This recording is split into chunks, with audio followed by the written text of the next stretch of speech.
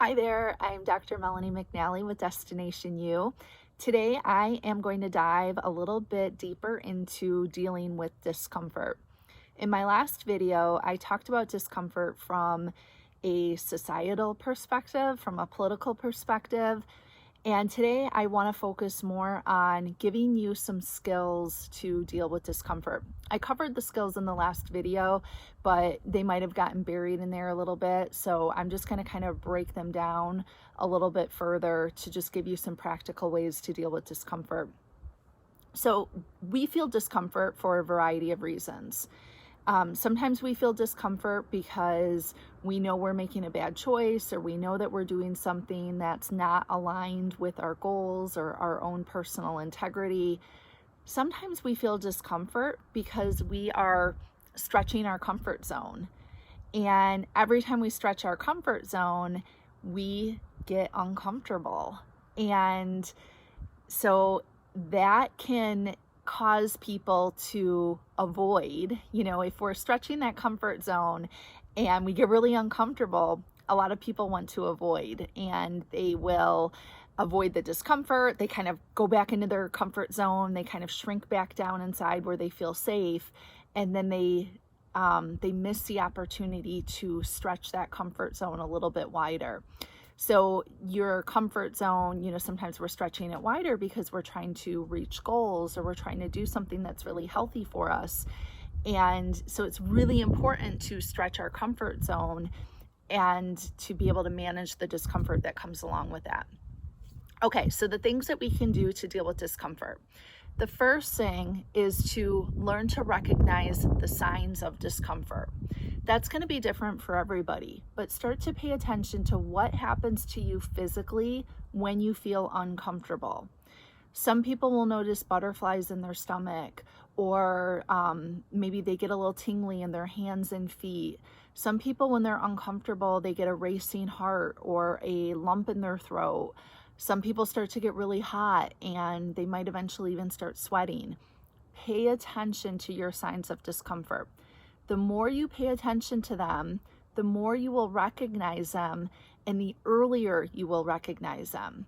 So maybe in the beginning, when you're paying attention, you may not notice that you're uncomfortable until you've got these huge, sweat stains in the armpit of your shirt. But then as you get better and better, you might start to notice your discomfort as soon as you just get a little warm. And then you're like, wow, I'm recognizing this really early now.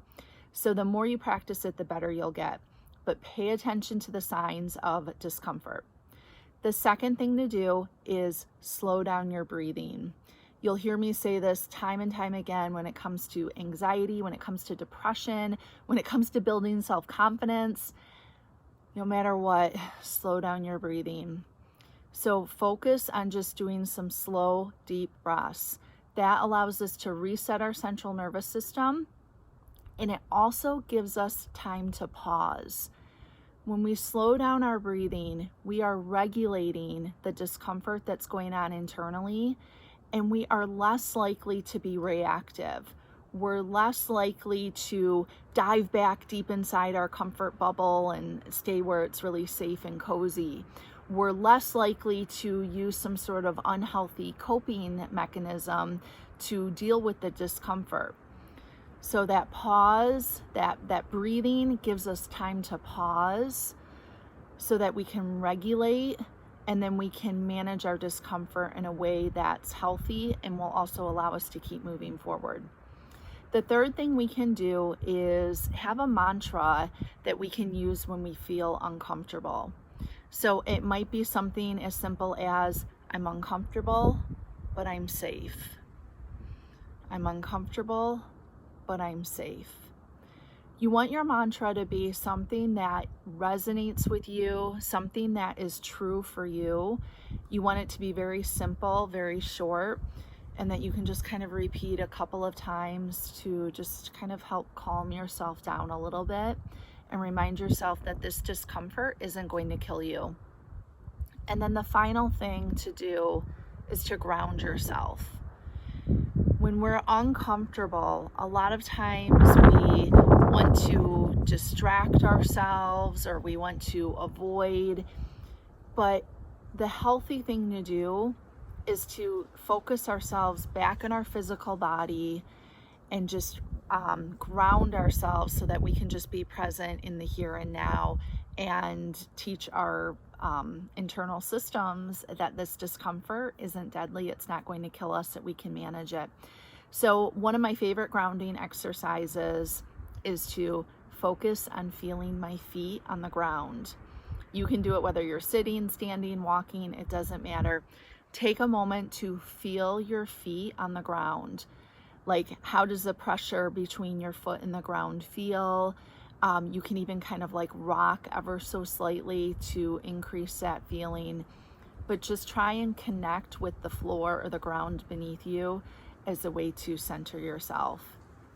When you do these steps, whenever you feel discomfort, the more you do them, the more you practice them, the better you'll get at using them, the better you will get at managing discomfort in really intense situations. So I always encourage people, practice these skills when it's a little bit easier. So when you feel just a little bit of discomfort, practice these steps, because then you are in a much better place to use them when the discomfort is really, really big, when it's much more challenging, but you'll already have built the muscle, you'll have built the skills, and it will be easier for you. All right, I hope these steps are helpful for you, and I will see you next time.